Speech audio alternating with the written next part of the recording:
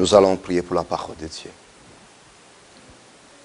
Redoutable Dieu grand, Dieu puissant, toi qui vis de l'éternité à l'éternité, tu es digne d'être élevé, digne d'être exalté. Je bénis ta grandeur ce matin. J'abandonne ce moment entre tes mains. Tout ce que je veux parler ici, Seigneur, je l'abandonne entre tes mains. Utilise ma bouche afin que ton peuple puisse être édifié. Je me tiens contre tout esprit impur, la distraction et l'envoûtement qui vient des ténèbres. Je les néantis en ce moment. Au nom de Jésus, Christ de Nazareth, je l'envoie aux lieux arides. L'esprit négatif, la pensée négative, je vous envoie aux lieux arides maintenant. Au nom puissant de Jésus, cher Saint-Esprit, utilise ma bouche. Au nom de Jésus, Amen. Amen. Amen.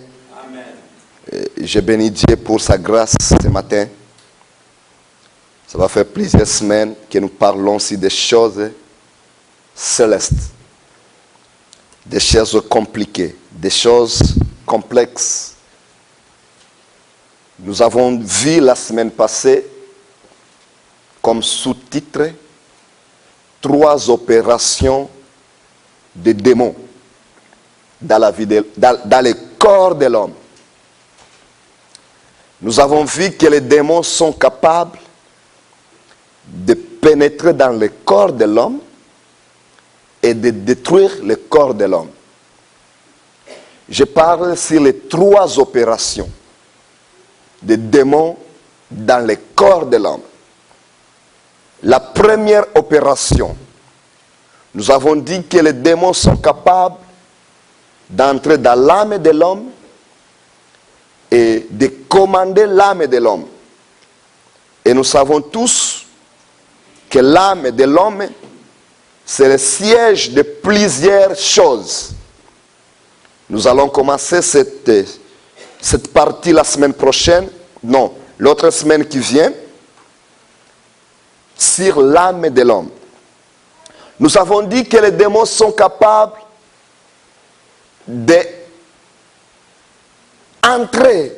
dans les cellules souches de l'homme. Parce que dans le corps de l'homme, il y a beaucoup de choses. Il y a beaucoup de parties. Nous ne sommes pas médecins. On n'a pas fait la médecine pour détailler chaque partie, chaque morceau, chaque chose qui est dans le corps de l'homme. Mais nous savons qu'il existe des cellules souches qui sont les cellules vitales dans le corps de l'homme. Et ce sont des parties-là que lorsqu'ils sont affectés par un microbe, par un objet qui n'est pas bon dans le corps de l'homme, ça affecte le corps et on dit que la personne est malade. Pourquoi? Parce qu'une partie de ces cellules est affectée. Et nous avons vu que les démons sont capables d'entrer dans le corps de l'homme et de détruire même des cellules souches. Ça, c'est très grave. Nous avons dit que la troisième opération des démons dans le corps de l'homme, c'est rendre l'homme insatisfait. Tu deviens insatisfait de ton partenaire. Ça, c'est un point important, c'est un point capital, parce que ça détruit les couples. Ça cause l'infidélité. On voit que les démons sont capables de rendre même un homme impuissant. Nous allons voir que les démons sont capables de freiner la force de l'homme pour que l'homme ne puisse pas faire les enfants. Nous allons voir toutes ces choses-là parce que il est avantageux pour nous d'être éveillés des choses spirituelles. Et j'ai toujours dit, celui qui est distrait, on ne peut pas faire grand chose pour lui. Mais celui qui n'est pas distrait, celui qui est concentré, celui qui comprend le fond des messages, sa vie ne sera jamais le même. Mais celui qui est distrait, on ne peut absolument rien faire pour lui. Et je bénis Dieu parce que plusieurs parmi nous, ils sont concentrés. Que Dieu les bénisse. Amen. Hein? Nous avons vu la semaine passée comment un homme, il était malade. On croyait qu'il était malade. Et lorsque Jésus l'a vu, lorsque cet homme a passé dans le diagnostic céleste, on a trouvé qu'il n'était pas malade, mais il était captif des démons. Ce sont les démons qui le rendaient malade. Et au moment où Jésus a chassé des démons dans son corps, cet homme est devenu normal. Nous allons continuer avec cette partie. La deuxième stratégie du démon, ou bien la deuxième opération que le démon peut effectuer dans le corps de l'homme. Ici, on parle du corps de l'homme. Pas à l'extérieur de ton corps, à l'intérieur de ton corps. Bien-aimés, craignons Dieu. Craignons Dieu parce que les démons sont tellement méchants, ils peuvent faire des choses très compliquées dans la vie de l'homme. Ils sont capables de détruire la vie de l'homme à l'extérieur de l'homme, dans sa famille, dans ses affaires. Ils sont capables de détruire sa vie.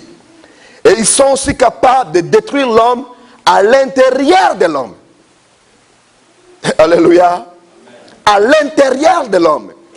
C'est ce qu'on est en train de voir. Les démons font leurs opérations à l'intérieur du corps de l'homme. Ça, c'est très dangereux. Ça, c'est très dangereux. Il est important pour nous de rechercher la face de Dieu. Parce que si nous sommes aujourd'hui à bonne santé, c'est parce qu'il y a un Dieu qui nous protège. Je ne dis pas que toutes les maladies sont diaboliques. Loin de là. Nous voyons dans la Bible, il y a les gens que Jésus a guéris parce qu'ils étaient malades. Normalement, naturellement malades. Il y a d'autres que Jésus a guéris parce qu'ils étaient malades, spirituels. Leur maladie est causée par des démons. C'est ça la maladie que nous allons parler aussi ce matin. Nous allons voir nos Bibles. Luc chapitre 13, versets 10 à 17. Luc chapitre 13, versets 10 à 17.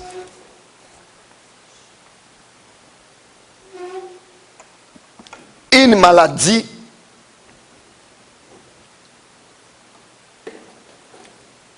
qui ne vient que aux forces impures. Et cette maladie peut nous compliquer la vie. Tu peux faire toutes sortes de diagnostics. Tu peux voir tous les médecins de ce monde, ils ne peuvent jamais t'aider. Tu peux prendre des conteneurs et des conteneurs de médicaments. Tu n'auras pas la solution. Pourquoi? Parce que la source de ta maladie n'est pas un microbe, n'est pas biologique. C'est spirituel. C'est un esprit diabolique, un esprit impur. Bien-aimé, chaque démon, non, pas chaque démon, je dis, dans le démon, il y a des démons qui sont là pour des maladies. Nous avons des démons pour des problèmes sociaux. Nous avons des démons qui sont là pour pousser aux hommes d'aller seulement boire la bière. Nous avons des démons qui poussent les hommes de fumer des cigarettes. Tu vois quelqu'un, il est marié, Mais il est toujours dehors. Pourquoi? Parce qu'il y a un démon qui le pousse dans ce sentiment. Il y a des démons qui sont spécialisés de divorce. Il y a des démons qui sont spécialisés de troubles mentaux, troubles mentaux. Il y a des démons qui sont spécialisés de célibataires, l'esprit de célibataire. Il y a des démons de pauvreté. Il y a dans les maladies.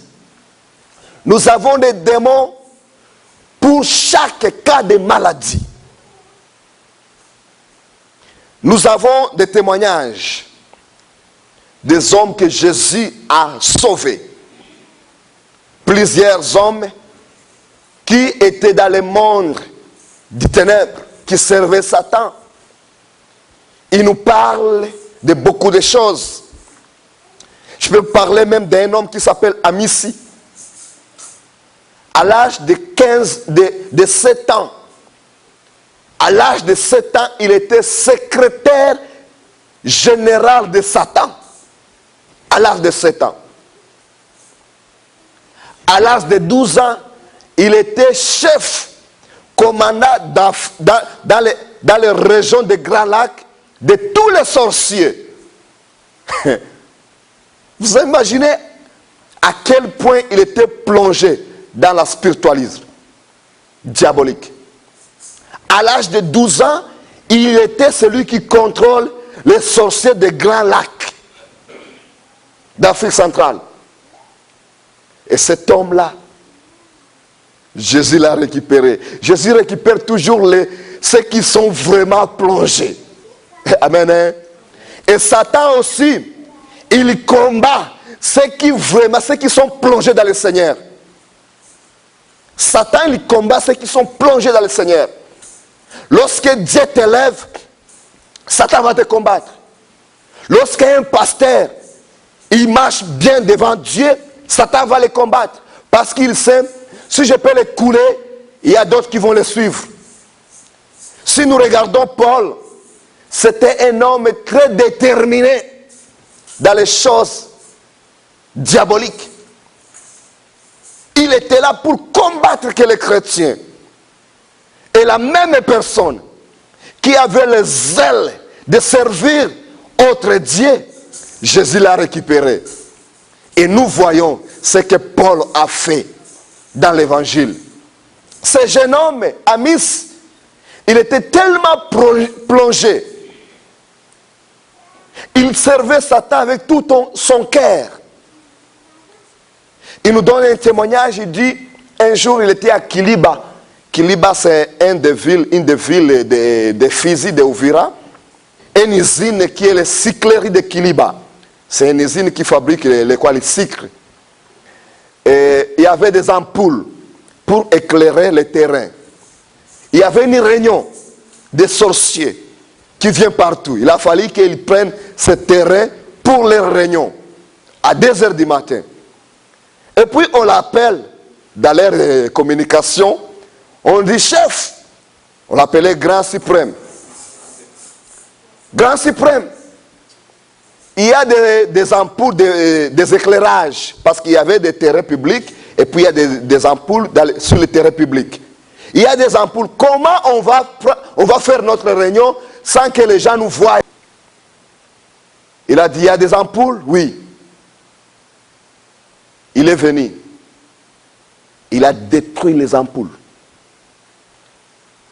Il a détruit les ampoules. Vous imaginez une ampoule qui n'a rien à faire avec la spiritualité. Mais il est venu, il a seulement dit, ampoule, éteignez-vous. Et ils se sont éteints.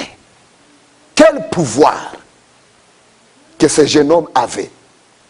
Bien aimé, les démons sont capables de faire des choses qu'on ne peut pas même imaginer. Les démons sont capables de le faire. Un jour, on a voyagé quelque part. On allait à Moba. Il y avait une sorcière à l'intérieur du boat. Elle était capable de détruire les moteurs. Elle a fait arrêter les moteurs pendant 4 heures. Il a fallu que les gens prient pour que les moteurs démarrent. Les démons sont capables de faire des choses compliquées. Craignons Dieu, marchons devant Dieu, et tant que les enfants de Dieu. Sinon, notre adversaire est très dangereux.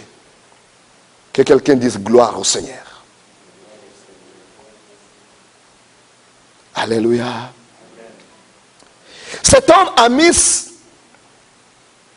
il nous dit ceci, après avoir se convertir, il nous dit ceci, des fois les gens venaient chez lui pour demander qu'il puisse faire du mal à une personne, que j'aime pas telle personne. Il dit, quelles sont des maladies que tu vois, que tu veux que je mette dans sa vie. Mettons, tu dis, je veux qu'il soit fou. Il va dire un démon spécialisé dans la folie. Il dit, toi, le démon de la folie, va entrer dans son corps et rendre la personne fou.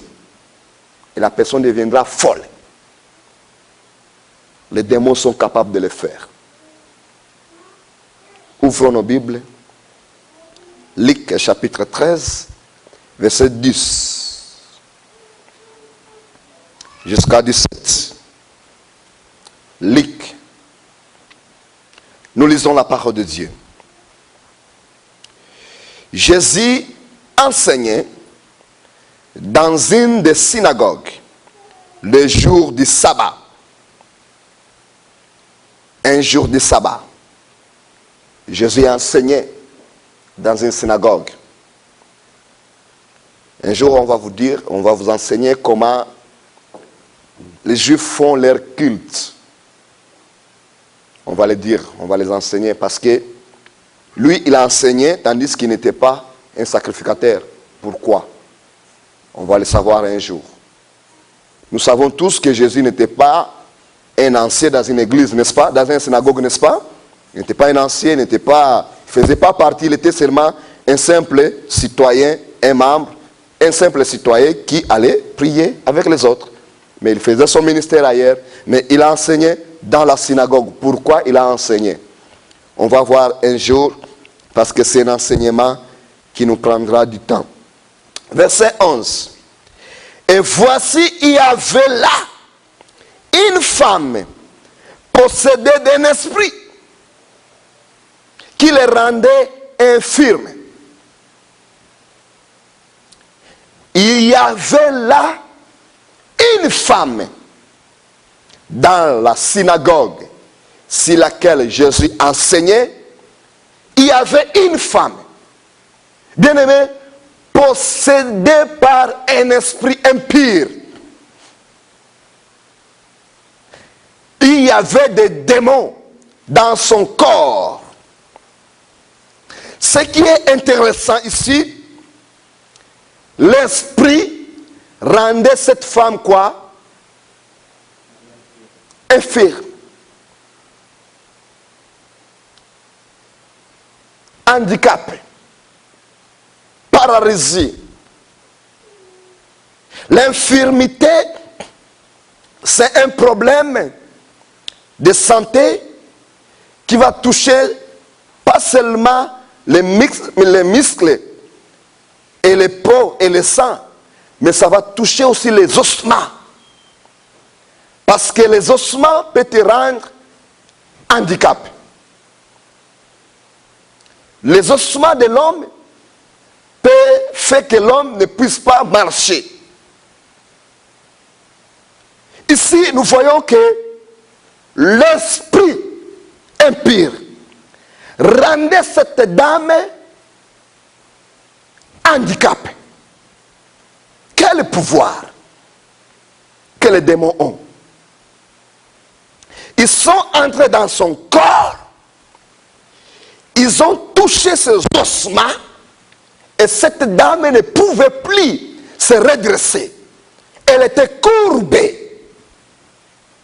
Vous imaginez quel pouvoir que les démons ont pour rendre le corps de l'homme ce qu'ils veulent.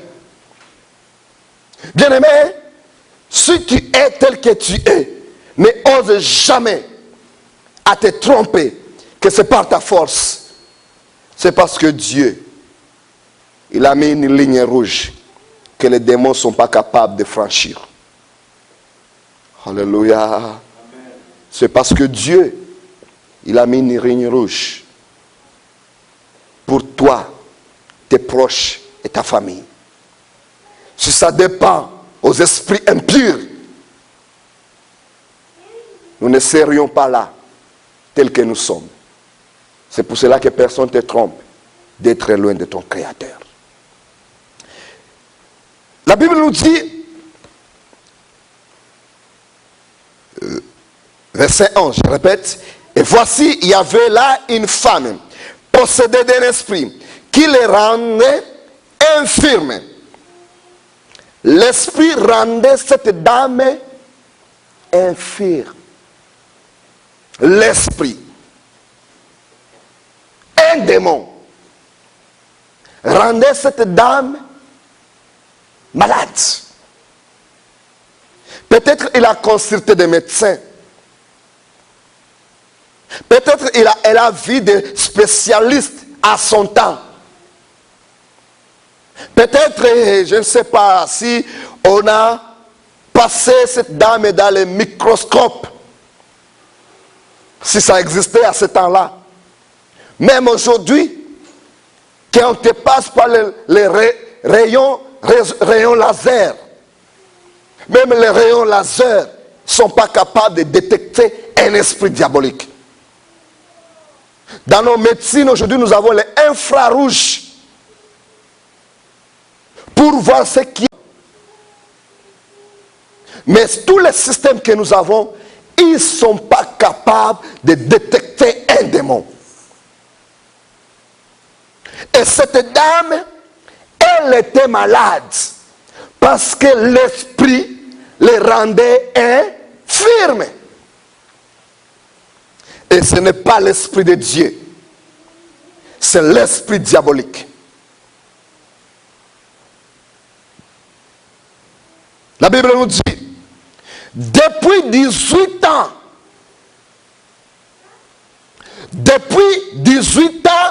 elle était courbée.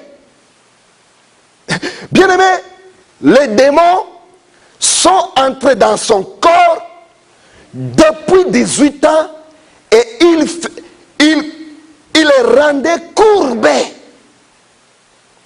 C'est très grave, c'est très dangereux. La Bible nous dit, elle était courbée et ne pouvait pas du tout se redresser.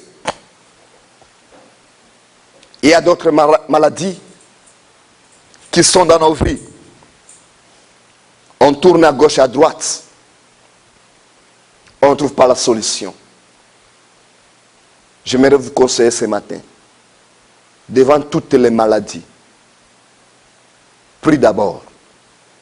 Même si les médecins, ils vont intervenir dans votre vie, mais priez d'abord que les médecins des médecins interviennent. Amen. Les médecins des médecins, c'est Jésus. Lorsque les médecins des médecins interviennent, alors les hommes, ils auront la possibilité de vous aider. Mais aussi longtemps les médecins des médecins, ils ne font rien. Vous pouvez concerter, il n'y aura pas la réponse facile. Peut-être c'est un esprit impur qui est entré dans ton corps. Et ce point-là, ça n'a pas de rapport avec le péché. Ce n'est pas parce que cette dame, elle a péché que le démon est entré dans son corps. Non, ça n'a pas de rapport avec le péché. Ce n'est pas parce que toi tu es chrétien, tu pries que les démons des maladies ne peuvent pas entrer dans ton corps. Non. Ce n'est pas parce que tu as l'onction. Ce n'est pas parce que tu es prédicateur. Nous avons Paul.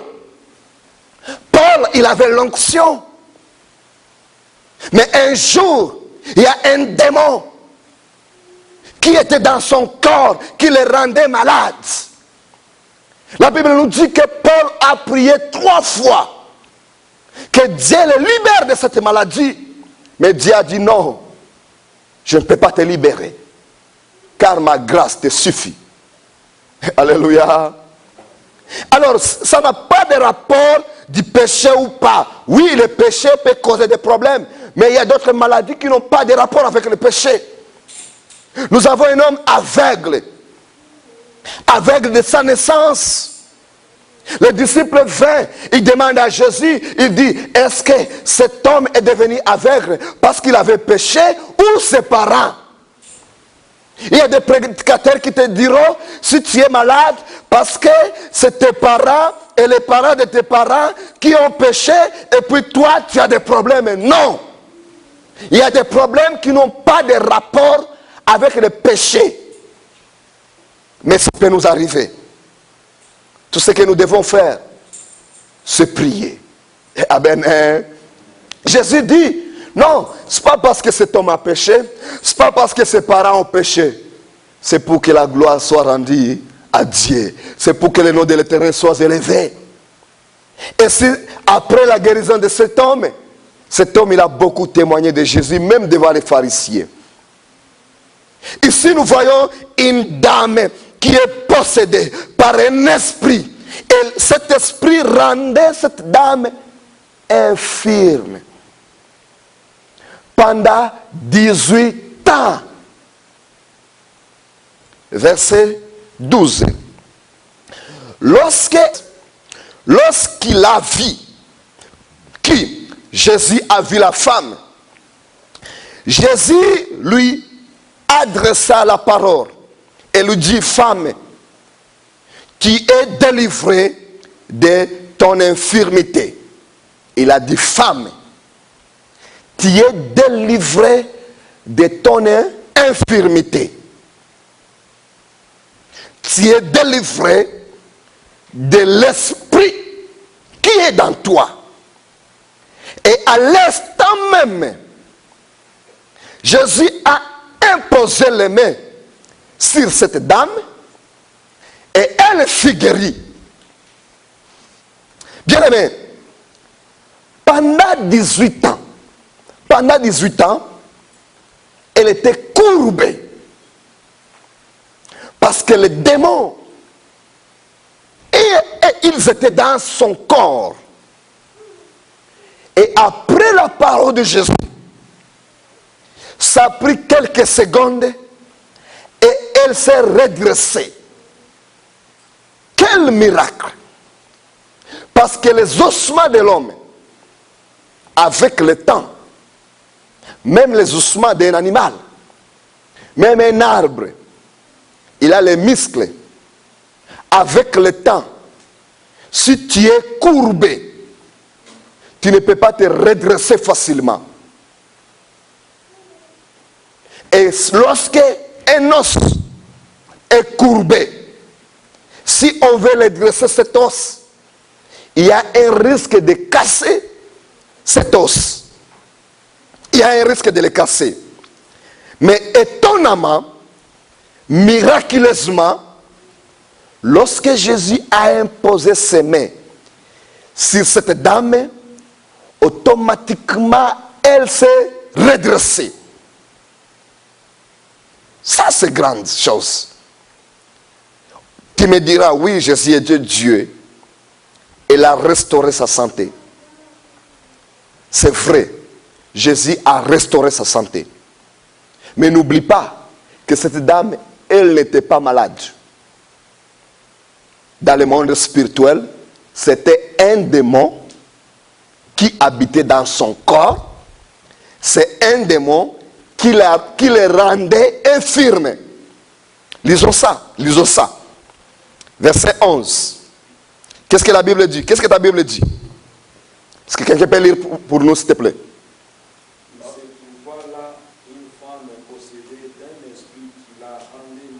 L'esprit rendait qui? Malade depuis 18 ans. L'esprit rendait cette femme infirme, malade. Si elle était courbée, c'est l'esprit qui faisait ça. Sa maladie n'était pas biologique. Ce n'est pas un microbe quelconque. c'est l'esprit qui faisait que cette dame soit courbée.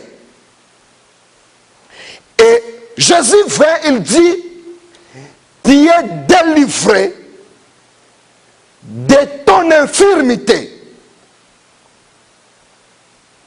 Ça veut dire que les démons de l'infirmité qui étaient dans son corps, Jésus dit que maintenant ce démon va partir. Alléluia. Et lorsque le démon est sorti, la dame est devenue normale. Bien-aimé, un démon peut bloquer une partie du corps humain de fonctionner normalement. Les démons sont capables de le faire. Nous l'avons vu depuis la semaine passée. Et aujourd'hui, nous voyons aussi encore une autre personne à qui le démon est dans son corps et le démon empêche son corps de fonctionner normalement. Il peut arriver quelque part à l'intérieur de ton corps qu'un esprit diabolique veut s'imposer, ou soit un esprit qui est envoyé. On peut envoyer un esprit de maladie pour affecter ta santé. Il y a les hommes qui te cherchent partout. Ils ne sont pas capables de te détruire. Ils ne sont pas capables de t'empêcher de croître dans tous les aspects de la vie. Alors ils disent, nous allons attaquer sa santé. Nous allons attaquer sa santé. Il y a un bien-aimé, il est devenu un bien-aimé. Il s'est converti à Jésus. Jésus l'a récupéré. Il était un cheikh. Un cheikh, c'est un pasteur des musulmans.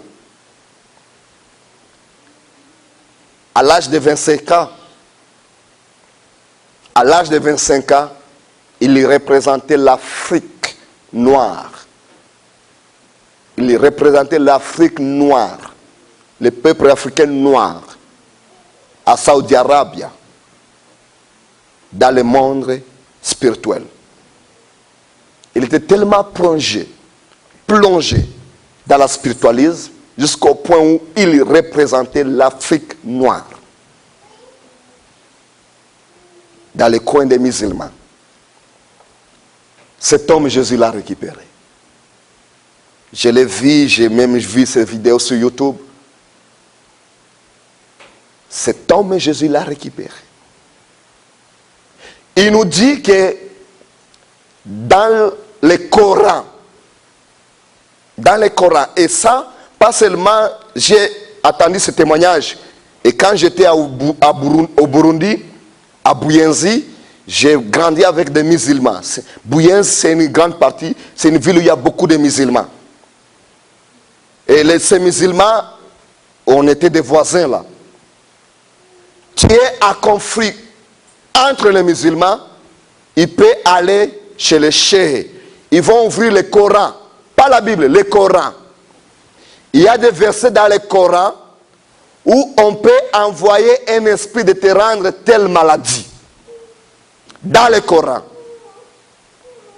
Si la personne veut que tu sois n'importe quoi, il suffit qu'il dise à son mualim, on dit mualim, c'est un dirigeant des musulmans. Il demande à son mualim, il dit, moi j'ai un problème avec telle personne, je veux qu'il puisse avoir gastro. Tu auras le gastro pendant 6 mois. Dans le Coran, il suffit qu'on lise ces chapitres. Lorsque j'étais encore jeune, je ne comprenais pas. Je disais, mais nous, la Bible, il n'y a pas de tel verset. C'est lorsque j'ai entendu le témoignage de ce cheikh qui dit, dans le Coran, il y a une partie. Et chaque nom qui est mentionné là-bas pour certaines maladies, ce sont les noms des démons. Et quand on cite ce démon, il est spécialisé à telle maladie. Et on va lui dire, va entrer dans le corps de telle personne et fais tes opérations. Et la personne viendra malade. Que Dieu nous aide. Ici, Jésus dit à la femme, tu es délivré de ton infirmité. Ça veut dire que tu es délivré d'un esprit impur qui est spécialisé dans le domaine de l'infirmité. Alléluia. Et lorsque Jésus a imposé les mains sur cette dame, elle était guérie. Si on lit 13 jusqu'à 15, on va voir que les pharisiens, ils étaient indignés de voir que Jésus fait ça le jour du sabbat. Je vais citer rapidement verset 15, Jésus les appelle hypocrites. On va voir un jour, et le sabbat, et les juifs, et nous les chrétiens, et le temps de la grâce. Pour que personne ne nous appelle un jour hypocrites. Jésus les a appelés hypocrites. On va sauter au verset 16. Parce que compte tenu le temps, on va sauter au verset 16. Lorsque les pharisiens ils étaient indignés de cette guérison, le jour du sabbat, il y avait un échange entre eux et Jésus. Au verset 16, maintenant Jésus nous clarifie des choses. Si on lit au verset 11, ça nous dit seulement que la femme, elle était possédée par un esprit. Mais au verset 16, ça nous dit ceci. Cette femme qui est une fille d'Abraham et que Satan tenait liée, Satan tenait lié depuis 18 ans. Ne fallait-il pas la délivrer de cette chaîne les jours du sabbat? Alléluia. Ici, Jésus nous montre clair que la maladie de cette dame n'avait pas de rapport du microbe. Amen. Hein? N'avait pas de rapport du microbe. Elle était simplement victime d'un royaume des ténèbres. Et un esprit qui représente le royaume des ténèbres était dans son corps. Et cet esprit rendait cette dame infirme. Cet esprit qui est l'esprit de l'infirmité, Jésus l'a chassé. Et en chassant cet esprit, la dame est devenue normale. Alors, dès que tu es malade, on t'a diagnostiqué une maladie. Cette maladie a un nom. N'est-ce pas? Cette maladie a un nom. Avant que tu fasses tout ce que tu feras, dis d'abord à ce nom-là, au nom de Jésus, que tu le chasses. Amen. Hein? Parce que le nom de la maladie, si ce n'est pas spirituel, c'est biologique. On peut avoir des médicaments. Mais si c'est spirituel, il faut dire à la maladie qu'au nom de Jésus, elle est chassée. Parce que Jésus n'a pas dit, femme, tu es guérie. Lisez bien dans vos Bibles. Jésus n'a pas dit que tu es guéri.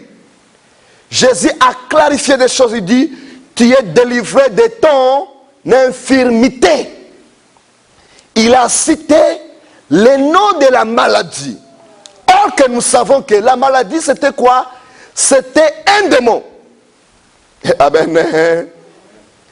Sa maladie c'était un démon. Et Jésus dit que tu es délivré de ton infirmité. À chaque fois que tu pries pour ta maladie, il faut citer le nom de cette maladie.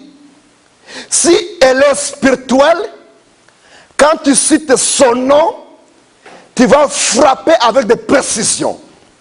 Alléluia. Parce que dans le combat spirituel, si on ne cite pas le nom correctement d'un démon, nous pouvons l'échapper.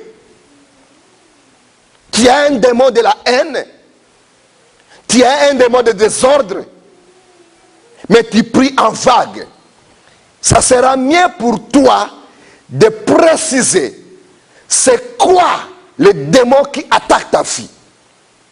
C'est quoi la maladie qui n'est pas naturelle dans ton corps, qui vient des ténèbres. Et citer le nom de cette maladie. Alléluia. Et la grâce de l'Éternel se manifestera. Ici, on voit Jésus a cité le nom de la maladie. Tu es délivré de ton infirmité. Or, au verset 11, ça nous dit que c'était un esprit impur.